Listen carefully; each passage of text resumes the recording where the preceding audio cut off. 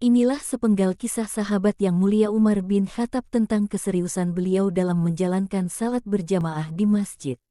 Saat luka parah, beliau tak menghalanginya salat di masjid. Umar bin Khattab, pada hari setelah pedang tajam menancap di tubuhnya, darah yang terus mengalir, luka yang masih menganga, ia dibangunkan untuk salat subuh, kemudian mengatakan, "Iya, tidaklah ada bagian dalam Islam kepada orang yang meninggalkan solat." Beliau pun sholat dan lukanya terus mengeluarkan darah. Umar bin Khattab pernah bertemu dengan Said bin Yarbu, seorang pria tua yang baru kehilangan penglihatannya. Umurnya pun telah mendekati 100 tahun. Ia berkata, "Wahai orang tua, jangan kau tinggalkan sholat Jumat dan jangan kau tinggalkan sholat berjamaah di Masjid Nabi."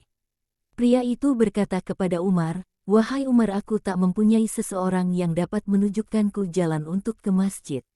Umar menjawab, "Aku akan kirimkan seseorang untuk menuntunmu ke masjid." Lihatlah begitu besar kepedulian Umar bin Khattab dalam perkara sholat berjamaah di masjid. Seorang yang telah tua, tak dapat melihat, tetap diperintahkan untuk tidak meninggalkan sholat berjamaah di masjid, bahkan Umar mengutus seseorang untuk menuntunnya. Simak kisah lain dari Amirul Mukminin. Umar bin Khattab mempunyai seorang kawan bernama Sulaiman. Namun di hari itu Umar bin Khattab tidak melihat kawannya di saat salat subuh berjamaah. Sang Amirul Mukminin pun menanyakan kepada Ibu Sulaiman, "Kemana anakmu? Aku tidak melihatnya pada waktu subuh tadi."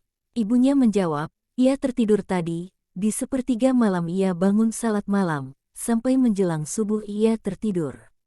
Umar bin Khattab berkata, "Demi Allah lebih baik aku ikut salat subuh berjamaah daripada aku harus bangun malam kemudian tak dapat subuh berjamaah."